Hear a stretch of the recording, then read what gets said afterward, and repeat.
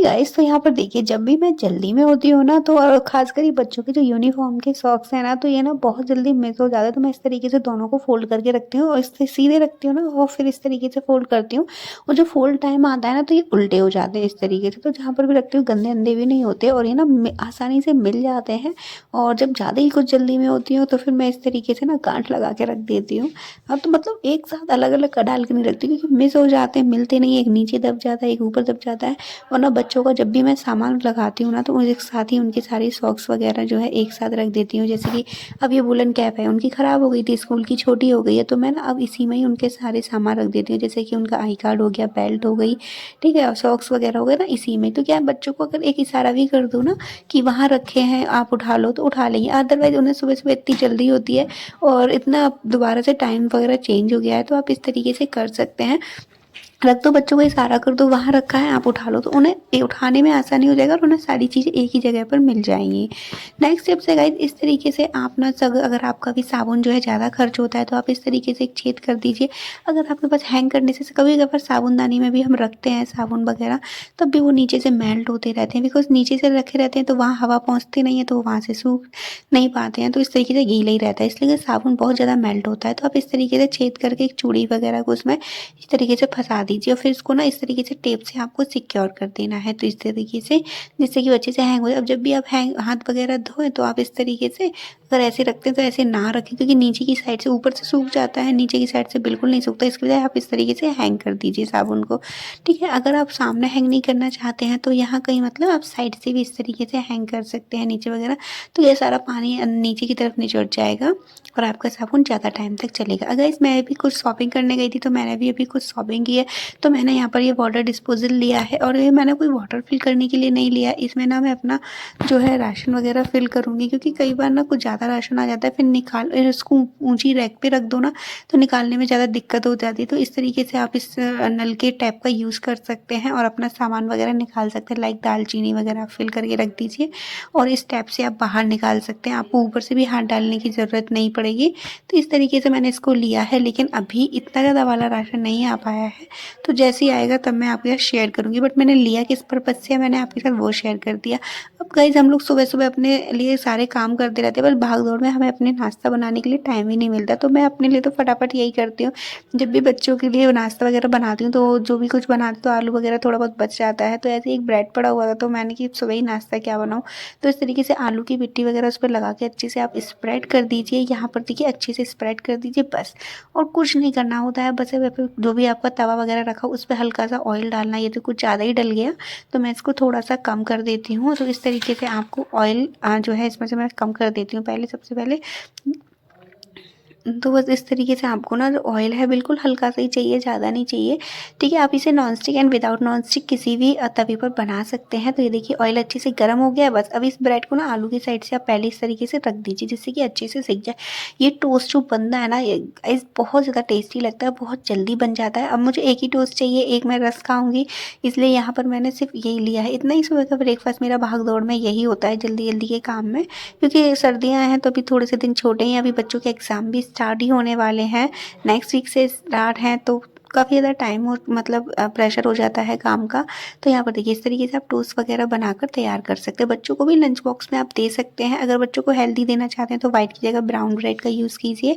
And then ये मेरा breakfast बनके तैयार है। तो आप भी इस तरीके से अपना ब्रेकफास्ट तैयार कर सकते हैं अगर आप भी सुबह सुबह आपको भी जल्दी होती है तो।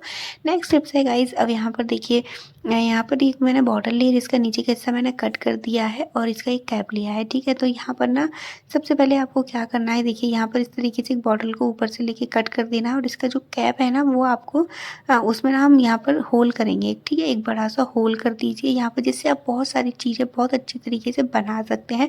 जिन चीज़ों को बनाने में आपको घंटों लगते थे या फिर बनते ही नहीं थे आपसे, वो भी चीज़ें आपसे बहुत आसानी से बन जाएंगी। तो इस तरीके से मैंने यहाँ पर होल कर दिया है इसमें, ये देखिए इस तरीके से होल कर दिया है। अब इसका कैप मैंने लगा दिया। अब इसको मैंने किस पर्पज़ से बनाया है चलिए वो भी आपके साथ शेयर करती हूँ। मेक श्योर कि आपने जो कैप है वो अच्छे से फिक्स किया हो। और यहाँ पर देखिए मैंने हल्का सा ऑयल है जो थोड़ा सा गर्म करके रखा है। ये मेरे पास एक दाल का बैटर है, तो मैंने जो है ना कल मेदू वड़े बनाए थे, तो ना इसी तरीके से ही बनाए थे। तो मैंने कि चलो अब वीडियो उस टाइम कैमरा वगैरह सेटअप नहीं किया था, तो मैंने कहा चलो सुबह इसलिए दाल थोड़ी सी बचा दी थी और अब मैं सुबह इसको तैयार कर रही हूँ। तो इस तरीके से ना आपको पहले छेद में बंद कर लेना है, अपनी फिंगर लगा देनी है, इंडेक्स फिंगर को होल में लगा देनी है जिससे कि वो होल बंद हो जाए और इसका बैटर जो है बाहर ना गिरे। ठीक है, कुछ इस तरीके से देखिए मैंने नीचे से इंडेक्स फिंगर लगा रखी है और उसके ऊपर यहाँ पे इस तरीके से मैं इसमें अपना जो है बैटर फिल कर रही हूँ। ठीक है, इस तरीके से बैटर फिल कीजिए। डायरेक्टली आप यहाँ पे कढ़ाई में से उंगली हटाइए और ये देखिए इस तरीके से आपको डाल देना है। थोड़ा कैमरा बीच में आ रहा था इसलिए मुझसे थोड़ा सा वैसा हो गया, अदरवाइज आप बहुत अच्छे से इसे डाल सकते हैं। जलेबी वगैरह भी आप इससे बनाना चाहें तो बहुत अच्छे से बना सकते हैं और इसको धोना भी बहुत ईजी होता है, कपड़े से तो ज़्यादा अच्छा इसे धोना होता है। तो आप इसे इस तरीके से कितनी भी गीली चीज़ हो, कितना भी सूखा हो, आप इससे बहुत ईजी तरीके से बना सकते हैं। तो ये देखिए हमारा मेदू वड़ा बनके तैयार है। तो आप इस तरीके से मेदू वड़ा वगैरह भी बहुत ईजी से बना सकते हैं। नेक्स्ट टिप्स है गाइस, यहाँ पर देखिए सर्दियों में अक्सर क्या होता है ना कि हमारी जो हील्स होती है ना वो फट जाती हैं। तो यहाँ पे अभी कुछ टाइम पहले से ना मेरी भी हील्स फट रहे थे, अभी आपको स्मूथ दिख रहे होंगे पर ये अभी थोड़े टाइम पहले तक नहीं थे, इनमें दरारें आ गई थी। तो मैं यहाँ पर एक रेमेडी यूज़ कर रही थी, वही रेमेडी आपके साथ शेयर करूँ। रेमेडी नहीं, एक नुस्खा कर रही थी, वही शेयर करूँगी। तो यहाँ पर देखिए अभी तो ऐसे स्मूथ दिख रहा है, एक मिनट कोई डायरेक्शन ही नहीं मिल पा रही थी, मैं किस तरीके से शो करूँ आपको। तो यहाँ पर तो ये इतनी आपको दिख रही है, तो यहाँ पे ऐसी बिल्कुल नहीं थी, दरारें आ गई थी यहाँ पर। ये क्योंकि ये हार्ड होती है ना, तो सर्दी में ज़मीन से टच रहती है ना, तो बहुत ज़्यादा वैसी हो जाती है। तो ये देखिए यहाँ पर हल्की हल्की सी रफ है। एक मिनट मैं आपको सेटअप करके दिखाती हूँ कि किस तरीके का है ये। देखिए पीछे से दिखाती हूँ घुमा करके, ये देखिए। तो ये देखिए अब यहाँ से मेरी भी रफ हो रही है, आप देख सकते हैं हल्का सा इन पे वो हो रहा है और ये दरारें यहाँ तक भी आ गई थी। तो मैं यहाँ पर जो यूज़ कर रही हूँ ना, एक्चुअली 1 वीक हो गया है मुझे यूज़ करते करते, है ना। अभी इनमें काफ़ी ज़्यादा रिलीफ हो गया है, तब मैंने आपके साथ शेयर कर रही हूँ। ज़्यादा कुछ नहीं किया है मैंने, सिर्फ एक लेमन लिया है, ठीक है, क्योंकि ये हार्ड हो जाती है ना तो उन्हें बहुत ज़्यादा सॉफ्टनेस की ज़रूरत होती है। तो यहाँ पर मैंने एक लेमन लिया है, उसको इस तरीके से हल्का सा पार्ट कट कर लेंगे, ज़्यादा नहीं, थोड़ा सा ही पार्ट करेंगे और इस तरीके से ले लेना है। अब ना इसको हमें थोड़ा सा चिकना करना है और इसको चिकना करने के लिए ना हम वैसलीन का यूज़ करेंगे। तो इस तरीके से वैसलीन घिस लीजिए, आप डायरेक्टली वैसलीन अपनी हील्स में भी लगा सकते हैं। उसके बाद क्या है, इसके जूस को अपने इसमें जो है ना अच्छे से मर्ज करना है। ये देखिए यहाँ पर इस तरीके से जो इसको अच्छे से घिसना है, जहाँ जहाँ पर आपकी फटी हुई एड़ियाँ उसमें मैं आपको इनको फिल करना है। और हाँ, मेक श्योर कि आपने अपने पैरों को क्लीन रखें, ठीक है, उनमें मैल जो गंदगी होती है ना वो ना भरने दें। एटलीस्ट आप 2 से 3 टाइम तक अपने पैरों को साफ़ करें और हील्स को खासकर साफ़ करें, क्योंकि इनमें मैल भरता रहता है ना, तो वो मैल बहुत ज़्यादा अंदर जाके जम जाता है और वो एड़ियों को रिपेयर होने ही नहीं देता है। इसलिए मेक श्योर कि आप मैल वगैरह ना भरने दें, ठीक है। तो एड़ियाँ आपकी जो है बहुत जल्दी रिपेयर हो जाएंगी, बहुत जल्दी मतलब बस स्मूथ और सॉफ्ट हो जाएंगी। तो ये देखिए मुझे सिर्फ 1 वीक हुआ है और ये बहुत अच्छे से फिल होने लगे। अब हल्का हल्का सा ही यहाँ पर रह गया है, बिल्कुल देखिए नीचे नीचे से ही ऊपर तक दरारें सी हो गई थी। तो मैं हमेशा यही यूज़ करती हूँ, तो और इससे मुझे बहुत ज़्यादा आराम मिलता है। तो फिर मैंने सोचा चलो आप लोगों के साथ भी ये वीडियो शेयर कर देना चाहिए।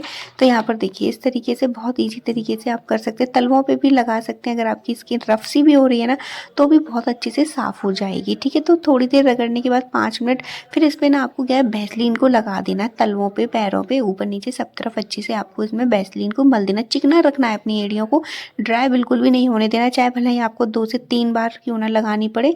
और रात में तो खासकर लगा के ही सोइएगा, रात में वैसलीन लगा के और तुरंत आपको ना सॉक्स पहन लेने, भले ही आप पूरे दिन ना सॉक्स पहने बट रात में ज़रूर पहने, क्योंकि जितना रिलैक्स करते हैं उतनी ही चीज़ें हमारी रिपेयर होती हैं। तो यहाँ पर आप सॉक्स पहनने से पहले जो भी आपने लेमन वगैरह यूज़ किया आप उसको भी इस तरीके से रख के भी आप सो सकते हैं। तो पूरी रात के लिए आप ये काम ज़रूर कीजिएगा, तो आप देखेंगे कि आपको 2 से 3 दिन में ही आराम पड़ने लगेगा। एंड 1 वीक आते आते तो आपकी पूरी मतलब जो हील्स हैं वो अच्छे से रिपेयर हो जाएंगी। तो गाइज ये था मेरा आज का वीडियो, आई होप कि आप लोगों को पसंद आया हो। पसंद आया तो प्लीज़ वीडियो को लाइक, चैनल को सब्सक्राइब कर दीजिएगा और बेल आइकन को हिट कर दीजिएगा, जिससे कि मेरे नोटिफिकेशन आपको टाइम टू टाइम मिलते रहें और आप मेरे वीडियोस को ऐसे ही एंजॉय कर पाएँ। तो चलिए फिर मिलेंगे नेक्स्ट वीडियो में, तब तक के लिए बाय बाय।